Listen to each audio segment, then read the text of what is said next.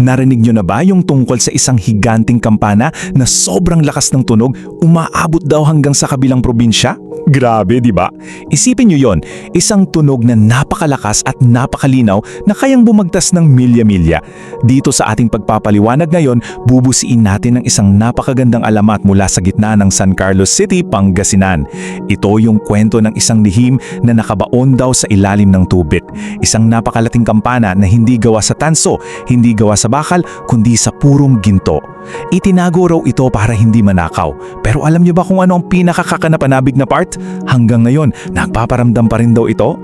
Kaya ang laging tanong dito na gusto kong pag-isipan ninyo ay ito.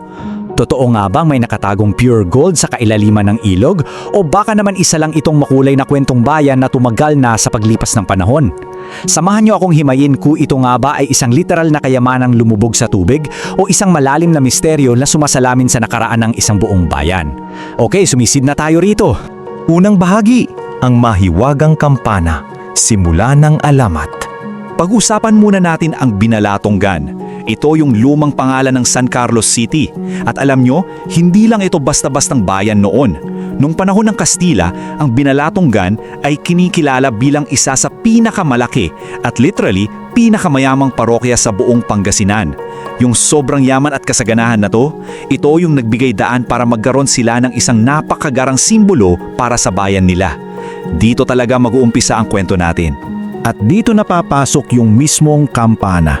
Isipin nyo, isang dambuhalang kampana na hinubog mula sa purong ginto.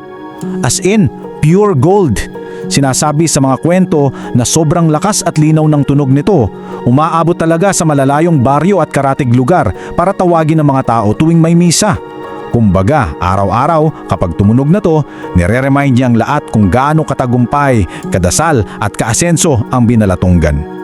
Ikalawang bahagi, banta ng mga pirata. Pero syempre, kapag may ganyang klaseng yaman, may kaakibat yang matinding problema. Dito natin makikita yung double-edged sword nung sitwasyon nila. Oo nga't nakaka-proud yung kampana, pero naging literal na magnet din siya para sa mga pirata. Kumikinang na nga, rinig pa milya-milya. Parang naglagay sila ng malaking senyales para sabihing, "Uy, nandito yung walang katapat-tapat na kayamanan." Ang mismong bagay na pinagmamalaki nila, yun pa yung naglagay sa kanila sa kapahamakan. Ikatlong bahagi, sakripisyo sa ilog, ang mahirap na desisyon. So, nung malapit na ang mga kalaban at nasa gitna na sila ng pagmamadali at takot, kailangan nilang gumawa ng mabilis na paraan. Una, nagtayo agad sila ng mga malalaking balsa para lang makayanan yung sobrang bigat ng purong ginto. Ikalawa, maingat pero nagmamadali nilang isinakay yung dambuhalang pampana papunta sa pinakamalalim na bahagi ng Ilog Agno. At ikatlo, ito yung pinakamabigat. Pinalubog nila mismo yung kampana sa ilalim para itago ito sa mga pirata habang buhay. Ganon sila kadesperado na maprotektahan ang pinakamahalaga nilang yaman. Kaya lang, ang kwentong to ay hindi lang tungkol sa nawalang ginto. May kasama tong malalim at kalunos-lunos na sakripisyo. Dahil sa matinding bigat ng kampana, tapos isama mo pa yung mabilis na agos ng ilog. May mga matatapang na lokal na nahatak paalim. Nalunod sila habang sinusubukang iligtas ang yaman ng bayan. Sila yung mga bayani na ayon sa marami ay naging mga walang hanggang tagapagbantay na ngayon ng gintong kampana sa kailalaman. Ikaapat at huling bahagi, pamana sa kasalukuyan. Fast forward tayo ngayon. Ilang siglo na ang lumipas, ang dami ng kwentong bayan na nabuo rito. Ang dami nang nag-try ng mga treasure hunters. Sumisid sila, hinanap nila, pero wala. Laging bigo. Bakit kaya? Sabi ng mga matatanda, yung kampana daw kasi may sariling isip. Lumilipad daw ito ng pwesto at kusa itong umiiwas, lalo na kapag ang taong naghahanap ay may pansariling interes o masamang hangarin. Parang nanggo-ghost ng mga taong sakib, di ba? Pero ang pinaka-interesting talaga, maraming taga roon ang sumusumpa na tuwing kabilugan ng buwan, makakarinig ka ng mahina pero napakagandang tunog ng kampana na nag-e-echo mula mismo sa ilalim ng tubig. Kaya para sa mga taga San Carlos, yung tunog na yung tuwing full moon ay hindi naman nakakatakot. Isa siyang paalala, isang magandang mensahe na ang yaman ng bayan nila ay hindi talaga nawawala, nandun pa rin. Naging part na siya ng ilog, laging gising at nagsisilbing tagapagbantay sa makulay nilang nakaraan. Pakinggan nyo itong napakagandang quote na to. Ang mahiwagang kampana ng San Carlos ay hindi lang kwento ng ginto.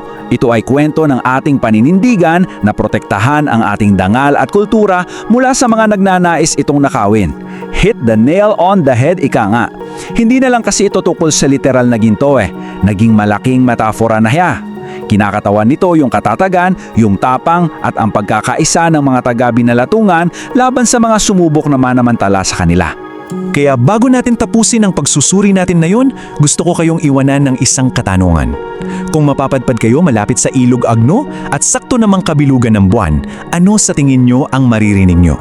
Literal na alingawang kao kaya ito ng gintong kampana? O ito ba yung hindi namamatay na tinig ng ating nakaraan na laging nagpapaalala kung sino tayo at kung ano ang ipinaglalaban ng mga nauna sa atin? Pag-isipan nyo yan. At sana patuloy kayong ma-curious sa mga ganitong klaseng misteryo ng ating kultura. Maraming salamat sa pagsama sa akin sa pagpapaliwanag na ito at hanggang sa muli! Kung nagustuhan mo ang kwentong ito, huwag kalimutang i-like ang video, mag-subscribe at i-on ang notification bell para sa iba pang alamat at kwentong bayan.